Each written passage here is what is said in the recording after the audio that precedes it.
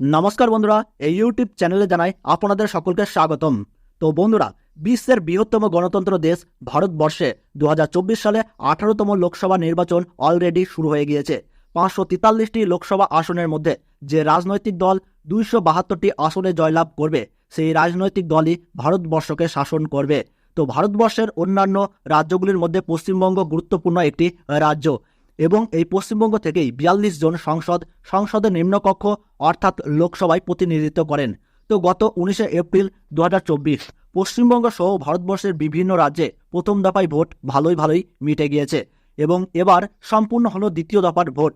দ্বিতীয় দফায় পশ্চিমবঙ্গ সহ 13টি রাজ্যের এবং কেন্দ্রশাসিত অঞ্চলের মোট 88টি আসনে ভোটদান পর্ব মিটে গেল ভালো।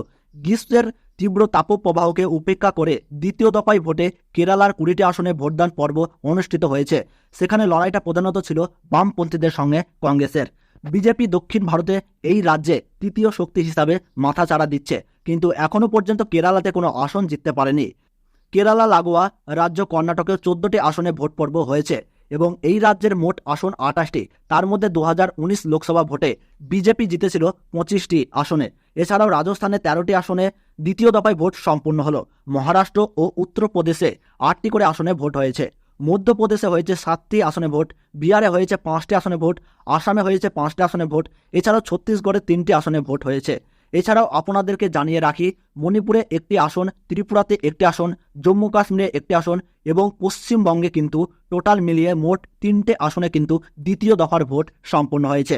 মোট 88টা আসনে গোটা ভারতবর্ষের দ্বিতীয় দফার ভোটদান পর্ব সম্পন্ন হলো এবং আপনাদেরকে জানিয়ে রাখি যে উৎসব মুখর পরিবেশের মধ্যেই চলছে ভারতের লোকসভা নির্বাচন এবং পশ্চিমবঙ্গের বিক্ষিপ্ত অশান্তির মাঝেই দ্বিতীয় দফার ভোটদান পর্ব মিটে গিয়েছে। তবে পশ্চিমবঙ্গের যে 3টি আসনে দ্বিতীয় দফার ভোটদান পর্ব মিটে গেল, সেই 3টি আসন রয়েছে কিন্তু দার্জিলিং, রায়গঞ্জ এবং বালুরঘাট। তো আমরা কিন্তু আজকে এই ভিডিওটির মাধ্যমে দেখে নেব যে 3টি লোকসভা আসনে আপনাদের কত পার্সেন্ট ভোট পড়েছে।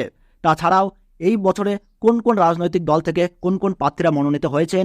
এছাড়াও আমরা দেখে নেব যে 2019 সালের লোকসভা ভোটে এই 3টি আসন অর্থাৎ দার্জিলিং, রায়গঞ্জ ও বালুরঘাট সেখানে কি ফলাফল হয়েছিল।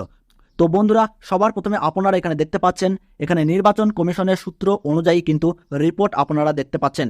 বিকাল 5টা পর্যন্ত রাজ্যে ভোট পড়েছে কিন্তু 75%-এরও বেশি। তো আপনারা বুঝতেই পারছেন, দার্জিলিংয়ে মোট ভোট পড়েছে 74.76%, রায়গঞ্জে ভোট পড়েছে 76.18% এবং বালুরঘাটে মোট ভোট পড়েছে 79.09%। তো বন্ধুরা, 2024 সালের লোকসভা অর্থাৎ 26 এপ্রিল দ্বিতীয় দফায় ভোটে দার্জিলিং প্রার্থী তালিকায় নাম ছিল তৃণমূল কংগ্রেসের প্রার্থী গোপাল নামা, বিজেপি প্রার্থী রাজু বিস্তা, সিপিএম এবং কংগ্রেস যৌথভাবে প্রার্থী রয়েছে ডক্টর মনীষ তামাং এবং আইএসএফ প্রার্থী এখানে ছিল না। তো বন্ধুরা, 2019 সালের লোকসভা ভোটে এই দার্জিলিং লোকসভা কেন্দ্রে জয়ী হয়েছিলেন রাজু বিস্তা। তিনি মোট ভোট পেয়েছিলেন 7,50,700টি অর্থাৎ 59.08% এবং দ্বিতীয় নম্বরে ছিলেন তৃণমূল প্রার্থী অমর সিংহ রায়। তিনি 3,36,624টি ভোট পেয়েছিলেন অর্থাৎ 26.51% ভোট পেয়েছিলেন, যার ফলে 2024 সালে লোকসভা ভোটে নতুন প্রার্থী গোপাল নামাকে তৃণমূল কংগ্রেস প্রার্থী করেছে। ভোট শেষ হওয়া পর্যন্ত এই কেন্দ্রে 10 থেকে 15টি বড় সমীক্ষা চালিয়ে জানা গিয়েছে 2024 সালে লোকসভা ভোটে এই দার্জিলিং কেন্দ্রে জয়লাভ করতে চলেছে বিজেপি প্রার্থী রাজু বিস্তা। তবে এখানে সেই রকম হাড্ডাহাড্ডি লড়াইয়ের ইঙ্গিত পাওয়া যায়নি। অ্যাডভান্টেজ রয়েছে রাজু বিস্তার। জনমত সমীক্ষা এবং বিশিষ্ট রাজনৈতিক মহলের দাবি অনুযায়ী এখানে বিজেপি প্রার্থী রাজু বিস্তাই জয়লাভ করতে চলেছে। পরবর্তীতে আপনাদেরকে জানিয়ে দেব রায়গঞ্জ কেন্দ্রের সম্ভাব্য ফলাফল। তো বন্ধুরা, রায়গঞ্জে মোট ভোট পড়েছে 76.18%।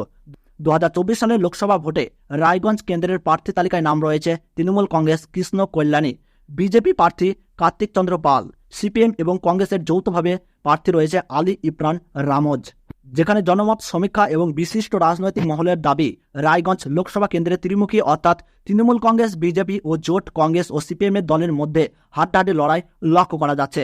তার আগে বন্ধুরা, আপনাদেরকে জানিয়ে রাখি 2019 সালে লোকসভা ভোটে এই রায়গঞ্জ লোকসভা কেন্দ্রে জয়লাভ করেছিল বিজেপি প্রার্থী দেবশ্রী চৌধুরী, যিনি 5,11,652টি ভোট পেয়েছিলেন। 16,01,220টি মোট ভোটার সংখ্যা ছিল এবং দ্বিতীয় স্থান অধিকার করেছিল তৃণমূল প্রার্থী কানাইয়ালাল আগরওয়াল, যিনি 4,51,078টি ভোট পেয়েছিলেন। এবং তৃতীয় স্থান সিপিএম প্রার্থী মোহাম্মদ সেলিম সংগ্রহ করেছিলেন, যিনি 1,82,035টি ভোট পেয়েছিলেন। তো রায়গঞ্জ লোকসভা কেন্দ্রে জনমত সমীক্ষা এবং বিশিষ্ট রাজনৈতিক মহলের একাংশের দাবি অনুযায়ী এই ত্রিমুখী হাড্ডাহাড্ডি লড়াইয়ে জয়লাভ করতে চলেছে বিজেপি প্রার্থী কার্তিক চন্দ্র পাল। বালুরঘাট লোকসভা কেন্দ্রে প্রার্থী তালিকায় মনোনীত হয়েছে তৃণমূল কংগ্রেসের প্রার্থী বিপ্লব মিত্র, বিজেপি প্রার্থী সুকান্ত মজুমদার, সিপিএম প্রার্থী জয়দেব সিদ্ধান্ত এবং আইএসএফ প্রার্থী রয়েছে ডক্টর মোজাম্মেল হক। তবে এখানে আমরা দেখতে পেয়েছি বর্তমান বিজেপি সাংসদ সুকান্ত মজুমদারের সঙ্গে তৃণমূল প্রার্থী বিপ্লব মিত্রের দ্বিমুখী লড়াই চলছে। 2019 সালের লোকসভা ভোটে বালুরঘাট কেন্দ্রে জয়লাভ করেছিল বিজেপি রাজ্য সভাপতি সুকান্ত মজুমদার, যিনি 5,39,317টি ভোট পেয়েছিলেন, অর্থাৎ 45.01% ভোটের হার ছিল। এবং 2019 সালে মোট ভোটার সংখ্যা ছিল বালুরঘাট কেন্দ্রে 14,31,704টি। এবং দ্বিতীয় স্থানে ছিল তৃণমূলের হারা প্রার্থী অর্পিতা ঘোষ, যিনি ভোট পেয়েছিলেন 5,06,024টি। ভোটের হার ছিল 42.23%। তো বন্ধুরা, জনমত সমীক্ষা থেকে রাজনৈতিক মহলের দাবি অনুযায়ী বালুরঘাট কেন্দ্রে একটু অ্যাডভান্টেজ রয়েছে সুকান্ত মজুমদারের। তবে অ্যাডভান্টেজ থাকলেও বালুরঘাট কেন্দ্রে তৃণমূল ও বিজেপি এই দ্বিমুখী লড়াই যথেষ্ট হাড্ডাহাড্ডি বলে মনে করেছেন রাজনৈতিক মহলের একাংশ। তবে বিভিন্ন জনমত সমীক্ষা ও রাজনৈতিক মহলের দাবি অনুযায়ী এই বালুরঘাট লোকসভা কেন্দ্রে সুকান্ত মজুমদার জয়লাভ করতে চলেছে। তো বন্ধুরা, ভিডিওটি ভালো লাগলে ছোট্ট একটি লাইক করবেন, আর বর্তমানে আপনি কোন জেলার ফলাফল জানতে চাচ্ছেন তা কমেন্ট বক্সে জানাবেন। এবং পশ্চিমবঙ্গের 42 আসনের প্রতি মুহূর্তের গুরুত্বপূর্ণ ফলাফল জানতে আমাদের এই ইউটিউব চ্যানেলটি এখনই সাবস্ক্রাইব করে পাশে থাকা বেল বাটনটি অল করে রাখুন। তাহলে সকলে ভালো থাকুন, সুস্থ থাকুন, ধন্যবাদ।